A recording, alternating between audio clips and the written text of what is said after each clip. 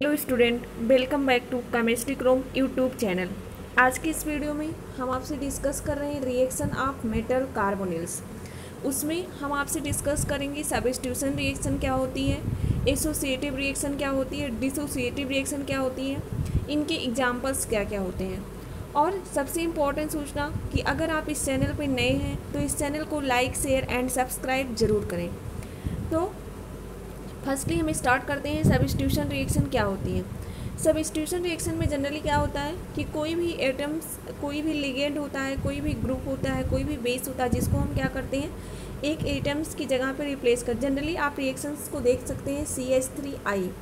Iodine पे क्या होता है, पार्शियल निगेटिव चार्ज होता है। CH3 पे कार्बन के पास पार्शियल पॉजिटिव चार्ज होगा। यहाँ पे मैंने OH- लिया है, बेस एज यूज करा। जैसे ही इस सेंटर पे आके अटैक करेगा तुरंत ही आयोडीन एक गुड लिविंग ग्रुप होके क्या करेगा, निकल जाएगा। आयोडीन क्या हो गया, निकल गया। अब OH इस आयोडीन की जगह पे आके क्या हो गया, सब्स्टिट्यूट हो गया। यानी जो भी ये रिएक्शन हुई है क्या हुई, सब्स्टिट्यूशन रिएक्शन हुई। सब्स्टिट्यूशन रिएक्शन मतलब कोई एक एटम्स की जगह पे दूसरे एटम्स को हम क्या कर रहे हैं, लाके सब्स्टिट्यूट कर रहे हैं, रख दे रहे हैं। ऐसी जो भी रिएक्शन है वो रिएक्शन जनरली क्या कहलाती है, सब्स्टिट्यूशन रिएक्शन। आयोडीन की जगह पे क्या रिप्लेस होके आ गया, OH। इसी अकॉर्डिंग ऑर्गेनोमेटेलिक केमिस्ट्री में अगर आप देखते हैं, फॉर एग्जांपल NiCO4 है, निकिल के पास 10 इलेक्ट्रॉन, CO 2 इलेक्ट्रॉन कंट्रीब्यूट करता है, 4 है, 2 × 4 18 इलेक्ट्रॉन कॉम्प्लेक्स है। PMe3, जैसे आप इसमें से PMe3 डालेंगे इस कॉम्प्लेक्स में, तुरंत एक CO निकल जाएगा 2 इलेक्ट्रॉन लेके अपना। तो उस CO की जगह पे क्या आ जाएगा, रिप्लेस होके PMe3, यानी सब्स्टिट्यूट क्या हो गया, CO की जगह पे PMe3। ऐसे जो भी रिएक्शंस है वो कि जनरली क्या कहलाती हैं, सब्स्टिट्यूशन रिएक्शंस। लेकिन इसमें जो नंबर ऑफ इलेक्ट्रॉन है वो चेंज नहीं होता है। अगर इसमें भी 18 है तो इसमें भी क्या होगा, फर्दर 18 ही होगा। अगर 16 है तो 16 ही होगा। जितने नंबर ऑफ इलेक्ट्रॉन आप रिएक्टेंट मिलेंगे उतने ही आपको क्या मिलेंगे, प्रोडक्ट में मिलेंगे। जनरली जो आपकी सब्स्टिट्यूशन रिएक्शंस होती हैं वो 2 टाइप की होती हैं। फर्स्ट होता है आपका एसोसिएटिव मैकेनिज्म, सेकेंड होता है आपका डिसोसिएटिव मैकेनिज्म। जो आपकी एसोसिएटिव मैकेनिज्म होती है वो लाइक SN2 होती है, और डिसोसिएटिव मैकेनिज्म होता है आपकी SN1 मैकेनिज्म की जैसे। Substitution nucleophilic unimolecular reaction, substitution nucleophilic bimolecular reaction या SN2 रिएक्शन। अब डिसोसिएटिव मैकेनिज्म में क्या होता है, सबसे पहले आपका SN1 में जैसे आपने पढ़ा है कि जब तक आपका जो भी लिविंग ग्रुप होता है वो बाहर नहीं निकलता है तब तक आने वाला न्यूक्लियोफाइल अटैक नहीं करता है, जब तक कार्बोकेटायन नहीं बनता, इन दी केस ऑफ SN1। उसी अकॉर्डिंग डिसोसिएटिव में क्या होता है, फॉर एग्जांपल आपने इस तरीके से L नियम, मतलब लिगेंड्स की संख्या क्या है, N है, नंबर ऑफ लिगेंड्स है। ये हम कोई भी ट्रांजिशन मेटल्स हो सकता है, इससे क्या लगा है, CO। माना कि ये जो भी स्पीसीज है ये 18 इलेक्ट्रॉनिक स्पीसीज है। तो अगर इसमें डिसोसिएटिव कराना है तो सबसे पहले जब तक ये CO निकलेगा नहीं तब तक आने वाला लिगेंड इसमें आके अटैक नहीं करेगा। तो स्टेप फर्स्ट में क्या होता है डिसोसिएटिव की, कि इस जो भी लिगेंड है, लिविंग ग्रुप है, वो क्या करेगा, निकल जाएगा। यानी L प्लस CO निकल गया। ये 18 से कॉम्प्लेक्स किस में आ गया, 16 में आ गया। स्टेप सेकेंड में क्या करते हैं, जो भी आपका मेटल कॉम्प्लेक्स है इसमें आके आने वाला लिगेंड क्या करेगा, अटैक करेगा। अब इस 16 इलेक्ट्रॉन के पास PPH3 आके अटैक किया, यानी 2 इलेक्ट्रॉन स्पीसीज है। इस अकॉर्डिंग आपका 18 इलेक्ट्रॉन कॉम्प्लेक्स लिए थे, फर्दर आपको प्रोडक्ट में क्या मिला, 18 इलेक्ट्रॉन कॉम्प्लेक्स से मिला। अगर आप यहाँ से रेट ऑफ रिएक्शन देखेंगे तो R = K L यानी जो भी कार्बोनिल ग्रुप है उसी पे डिपेंड कर रहा है। जो SN1 रिएक्शन होती है तो step first is slowest step, therefore the rate of reaction, उसी अकॉर्डिंग इसका भी फर्स्ट स्टेप क्या होता है, स्लो होता है। तो आप फर्दर याद रखेंगे कि डिसोसिएटिव मैकेनिज्म में क्या होता है, सबसे पहले जो भी लिविंग ग्रुप अथवा जो भी लिगेंड है जब तक वो निकलेगा नहीं तब तक आने वाला ग्रुप अटैक नहीं करेगा, लिगेंड आने वाला उस पर अप्रोच नहीं करेगा। फर्स्ट स्टेप में वो निकल जाएगा, दूसरे स्टेप में आने वाला ग्रुप अटैक करेगा। रेट ऑफ रिएक्शन कुछ इस तरीके से होती है। अगला है आपका एसोसिएटिव मैकेनिज्म। एसोसिएटिव मैकेनिज्म में क्या होता है, जनरली ये 16 इलेक्ट्रॉन कॉम्प्लेक्स में अकर्स करता है। सबसे पहले इसमें जो भी आने वाला लिगेंड्स है ये आके अटैक करता है, उसके बाद जो भी लिविंग ग्रुप है, जो भी एटम्स है जिसको निकलना होता है, वो क्या होता है, आके निकलता है। फॉर एग्जाम्पल LNMCO, ये कोई 16 इलेक्ट्रॉन कॉम्प्लेक्स है, इसमें PPS3 आके अटैक कर रहा है। 16 से क्या कौन सा कॉम्प्लेक्स बन गया, 18 बन गया। अब फर्दर अगले स्टेप में क्या होता है, CO पुनः निकल जाता है और फिर से ये कॉम्प्लेक्स में PPS3 सब्स्टिट्यूट हो जाता है CO की जगह पे, और फर्दर ये 16 इलेक्ट्रॉन कॉम्प्लेक्स में आ जाता है। आपने रिएक्शन में एसोसिएटिव और डिसोसिएटिव दोनों का मैकेनिज्म देख लिया, और आपने एक चीज़ जाना कि जहाँ से अगर 16 इलेक्ट्रॉन से प्रोडक्ट शुरू हो रहा था तो रिएक्टेंट ले रहे थे आप, तो 16 इलेक्ट्रॉन आपको प्रोडक्ट में ही मिल रहा था। अगर 18 इलेक्ट्रॉन से ले रहे थे रिएक्टेंट, तो 18 इलेक्ट्रॉन किस में मिल रहा था, प्रोडक्ट में मिल रहा था। अब रेट ऑफ रिएक्शन अगर आप इसका आप देखेंगे तो R=K LNMCO, और किस में भी डिपेंड करेगा, PPS3 पे, क्योंकि PPS3 जब आके इसके पास अटैक करेगा तभी CO बाहर निकलेगा, वैसे इजीली CO बाहर नहीं निकलेगा जब तक ये आके अटैक नहीं करेगा। अब फॉर एग्जांपल अगर आपको देखना है important point of associative and dissociative mechanism, तो एसोसिएटिव मैकेनिज्म को देखने के लिए आप सबसे पहले क्या करेंगे, 18 electron species undergo substitution reaction by dissociative mechanism. जो भी आपके 18 इलेक्ट्रॉन स्पीसीज हैं वो सब्स्टिट्यूशन रिएक्शन देते हैं डिसोसिएटिव मैकेनिज्म के द्वारा। लेकिन अगर आपकी 16 इलेक्ट्रॉन स्पीसीज है तो जनरली क्या करती है, एसोसिएटिव मैकेनिज्म देता है। और ज़्यादा से ज़्यादा प्रोसेस में आप देखेंगे तो आपको एसोसिएटिव रिएक्शन ही मिलेगी। ऐसा नहीं कि डिसोसिएशन मैकेनिज्म मिलता ही नहीं है, वो भी मिलता है, लेकिन जो ज़्यादा आकर्ष करती है वो कौन सा होता है, एसोसिएटिव होता है। एसोसिएटिव और डिसोसिएटिव में अगर आपसे रेट फास्टर पूछा जाता है, माना कि 2 रिएक्शन दे दिया और पूछ रहा है कि किसका रेट फास्टर होगा, तो associative mechanism reaction is faster than dissociative mechanism. Associative की मैकेनिज्म रेट क्या होगा, फास्टर होगा। This reaction is occurs under thermal and photochemical condition. अगला पॉइंट है 17 electron species general undergo substitution by associative mechanism. अगर कोई भी कॉम्प्लेक्स है 17 इलेक्ट्रॉन उसके पास है तो वो जनरली कौन सी रिएक्शन देगा, एसोसिएटिव देगा। नेक्स्ट पॉइंट है अपॉन इरिडेशन ऑफ HMu, जब भी आप उसको फोटोकेमिकल लाइट देंगे तो electron enters into anti bonding orbital sigma star, hence it weakens in the metal ligand bond and therefore it is easy to break.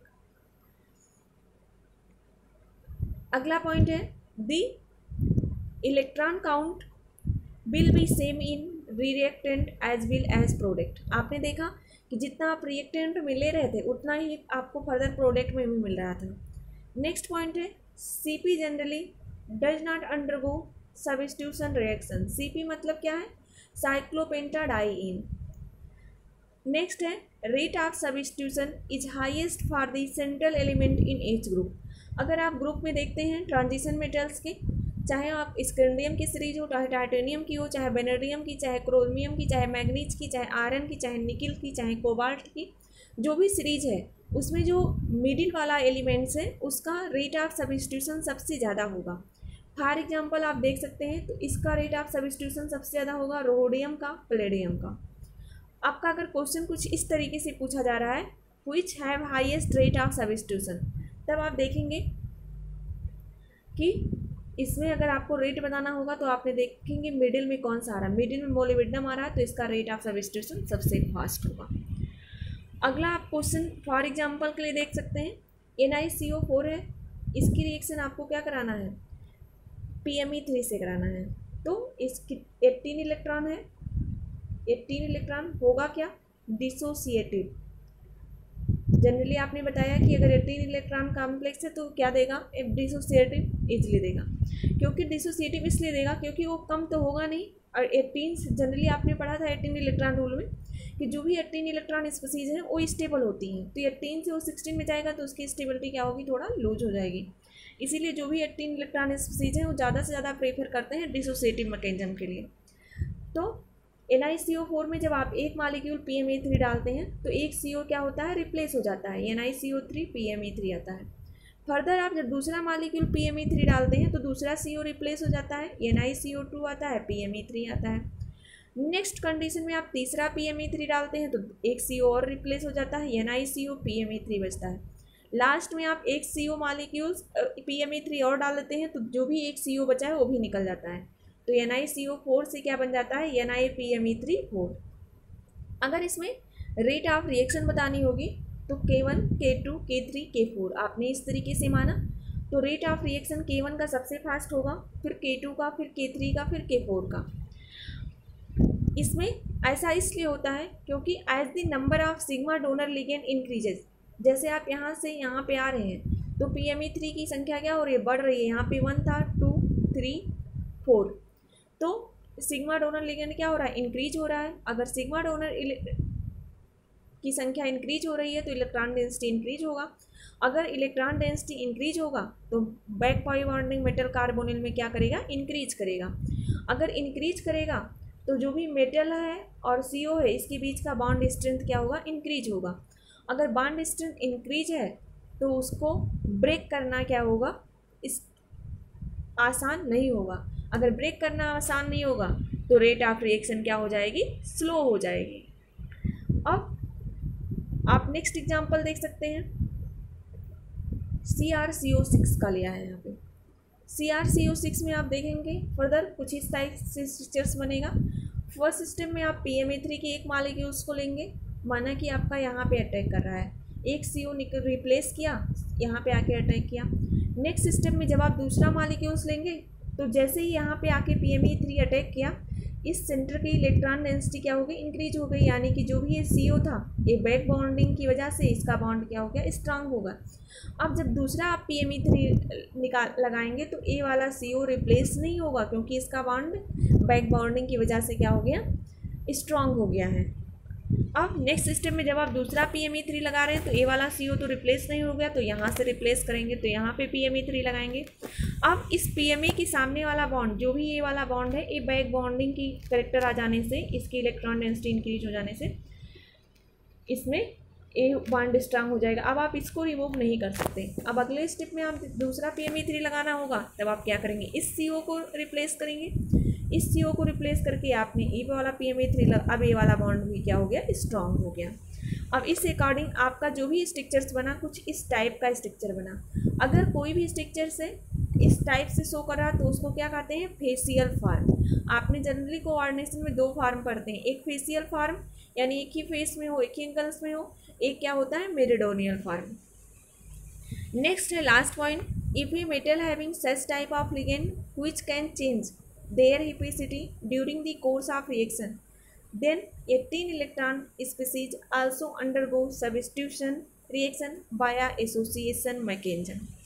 अगर कोई भी ऐसा आपको मेटल कॉम्प्लेक्स मिल रहा है जिसमें कोई भी लिगेंड अपना हिपेसिटी चेंज कर दे रहा है, यानी eta3 से eta5 में, eta5 से eta1 में आ रहा है, ऐसा कोई कंडीशन बन रही है, तो उस कंडीशन में जो 18 इलेक्ट्रॉन स्पीसीज है जिसे आप कह रहे थे कि ये हमेशा एसोसिएटिव डिसोसिएटिव ही देगा, वो जो भी रिएक्शन देगा वो एसोसिएटिव मैकेनिज्म के अनुसार देगा। ऐसा इसलिए होता है क्योंकि हिपेसिटी चेंज हो जाती है। फर्दर आप इसमें देखेंगे कुछ इस टाइप से कॉम्प्लेक्स है, 18 इलेक्ट्रॉन कॉम्प्लेक्स है। फर्स्ट में देखेंगे eta5 है, फर्दर क्या करेंगे, इसको कन्वर्ट करेंगे eta3 में।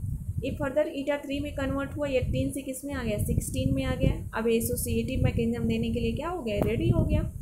अब जैसे आप इसमें PR3 ऐड करेंगे तुरंत ही क्या हो गया, 18 इलेक्ट्रॉन कॉम्प्लेक्स में आ गया। फर्दर CO जैसे आप निकालेंगे CO तो क्या होगा, कुछ इस टाइप से कॉम्प्लेक्स आएगा 16 में। फर्दर वो क्या हो जाएगा, eta5 आके 18 में आ जाएगा। यानी आपने 18 इलेक्ट्रॉन कॉम्प्लेक्स लिया था, आपको फर्दर क्या मिला, 18 इलेक्ट्रॉन कॉम्प्लेक्स ही मिला। eta5 लिए थे, फर्दर आपका क्या हुआ, eta5 ही आ गया। तो इस अकॉर्डिंग से आपने एसोसिएटिव मैकेनिज्म्स जाना, क्या होता है एसोसिएटिव मैकेनिज्म, डिसोसिएटिव मैकेनिज्म क्या होता है, क्या कंडीशंस होते हैं एसोसिएटिव मैकेनिज्म और डिसोसिएटिव मैकेनिज्म्स के लिए। इसके अलावा कुछ क्वेश्चंस भी जाने, कुछ एग्जांपल्स भी जाने। नेक्स्ट वीडियो में हम नेक्स्ट टॉपिक के बारे में बात करेंगे। Thanks for watching this video. Please like, share and subscribe to my channel.